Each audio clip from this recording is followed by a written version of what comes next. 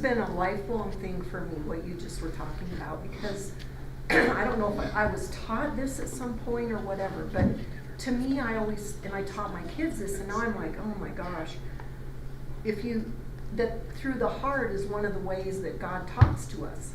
And so, and I mean, I've learned what you're saying since then, but I know we learned from the Bible, but what about, like, is it our conscience then that we listen to instead of the heart?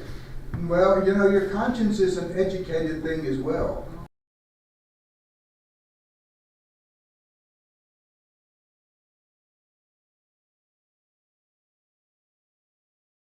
That's perfectly fine. That's the way that our family makes money. And, you don't really even consider that it is against the law. And that you might go to prison for doing that or something like that. But your conscience is trained by the things that you watch, the things you read, the people you're around. You train your conscience. And so your conscience, could be correct. It could be partially correct. It could be totally wrong. So it depends on what's influencing a person as to how their heart or their conscience is. Yeah, I know. This is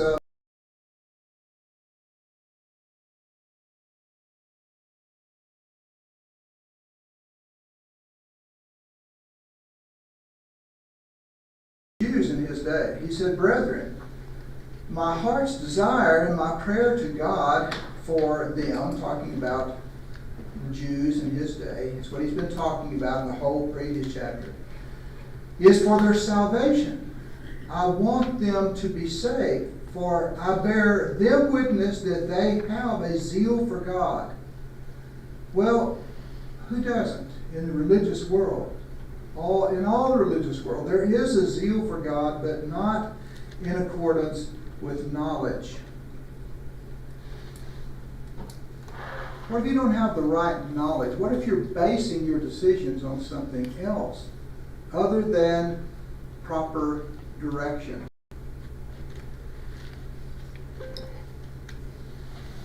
Okay, so what was the standard of authority for the Old Covenant Israelites? Somebody grab my paper here. I think there's scriptures that are already written down on here. Okay, so let's take a look at this. Now we're talking about the church. We're talking about our religious lives now. That's what we're going to be doing. We're going to contrast or compare what the standard of authority for the Israelites was as compared to the church today. Okay, so let's look at this one. Leviticus 23, verse 31. "You shall keep my commandments and do them," God said. What commandments? The law of Moses that they had. That was their covenant. "You shall keep them, and you shall do them. I am the Lord. You shall not profane my holy name, but I will be sanctified amongst the sons of Israel." So it says you should keep my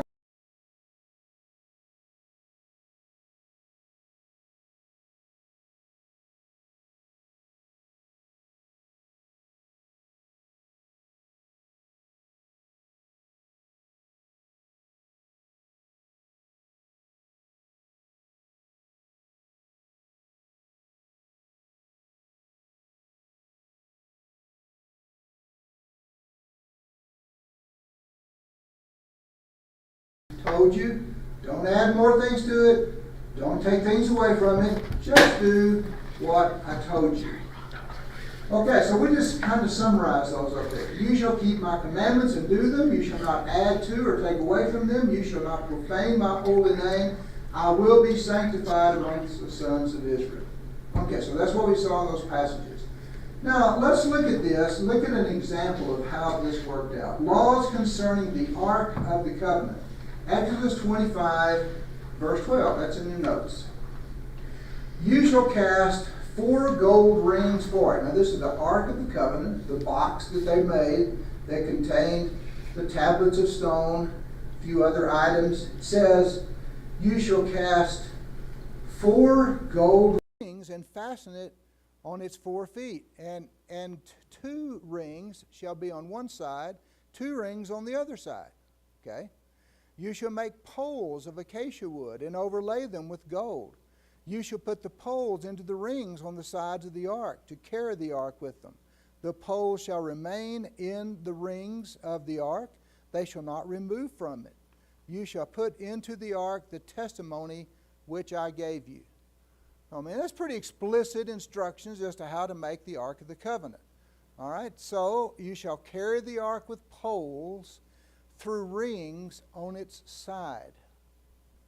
You know, there's some things about this that were left up to the discretion of the people. I mean, how big were the rings? Were they like this? Were they like this? Where were they placed on the box? Right at the very ends, maybe leaving a third of the way on each side? They could make those decisions themselves. But the big point was, I want you to carry the thing with poles through rings in the side of it. Okay, so let's look at the next one here. Exodus 37, verse 1. Now, Bezalel made the ark of acacia wood. Its length was 2.5 cubits, its width 1.5 cubits, its height 1.5 cubits. And he overlaid it with pure gold inside and out. He made a gold molding for it all round. He cast 4 rings of gold for it on its 4 feet, even 2 rings on one side of it and 2 rings on the other side of it. He made poles of acacia wood and overlaid them with gold. He put the poles into the rings on the sides of the ark to carry it. Okay, so we're just kind of looking at what God said that they needed to do in regard to the Ark of the Covenant. So, the ark was equipped with rings and poles. God said to do that, and they did that. Now, Numbers chapter 7. He did not give any carts to the sons of Kohath. Now, the context in verses 1 to 8 is how God told them to make carts for all the other different families of the Levites, because they were going to carry all this stuff that pertained to the tabernacle. There was a fence that went all the way around it, and there were poles, and there were bases for the poles, and there were curtains that hung on that fence. And now all that was heavy stuff. And so he said, okay, I want you to make some carts. It's like the circus. You remember the old-timey circus when they'd come to town and be those big wagons rolling in? You know, I remember that when I was a kid. Well, not exactly.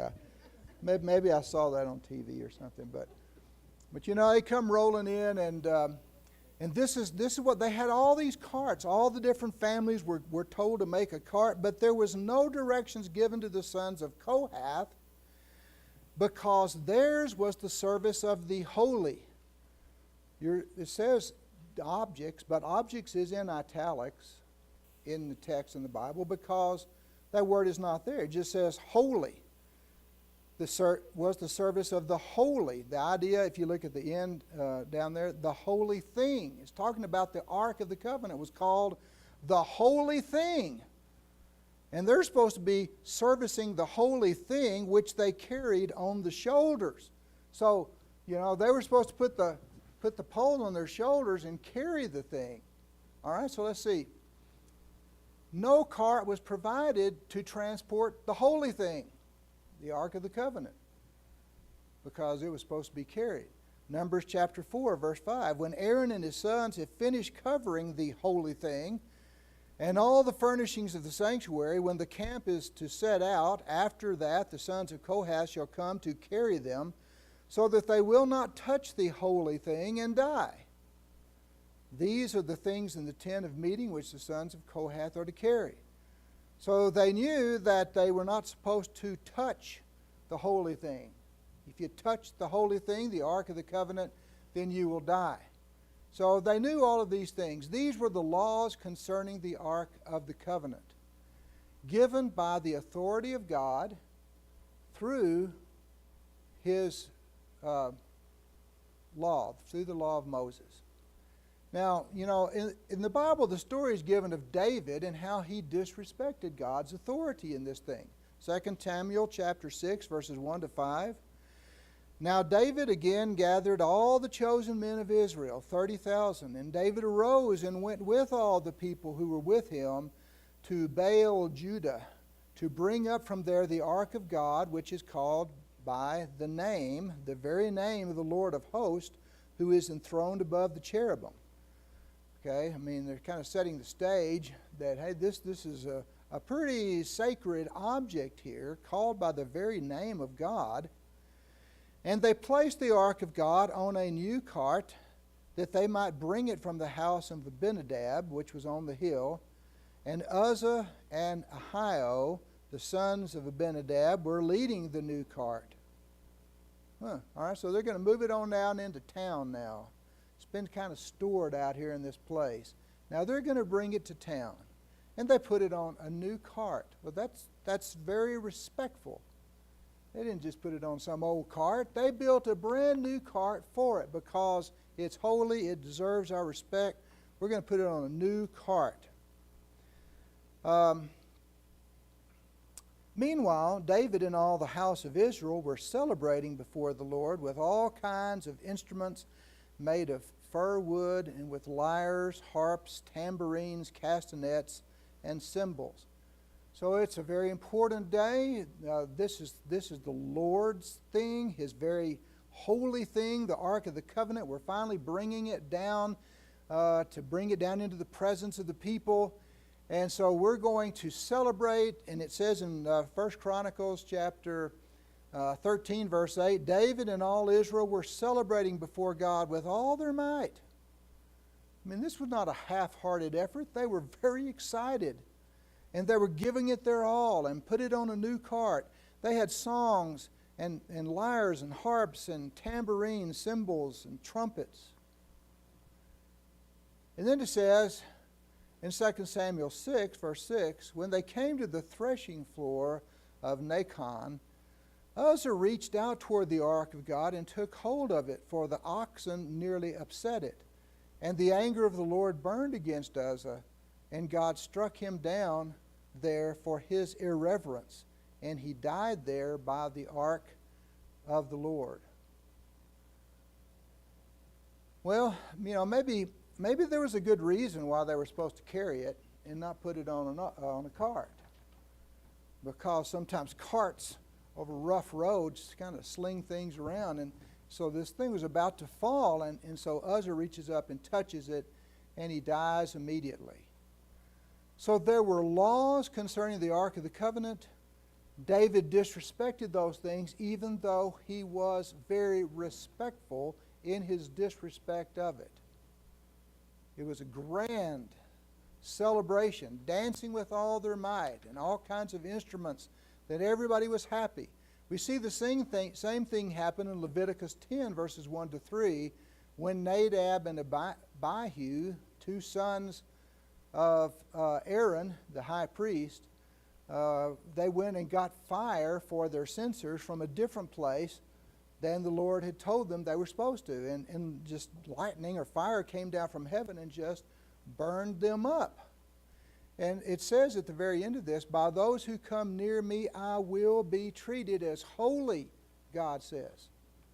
If you're going to worship me, I will be treated as holy. But Lord, we have a wonderful heart. Our spirit is in the right place. We're just dancing and celebrating with all of our might. And everything here is brand new, and it's all for you, and we've dedicated all of this to you.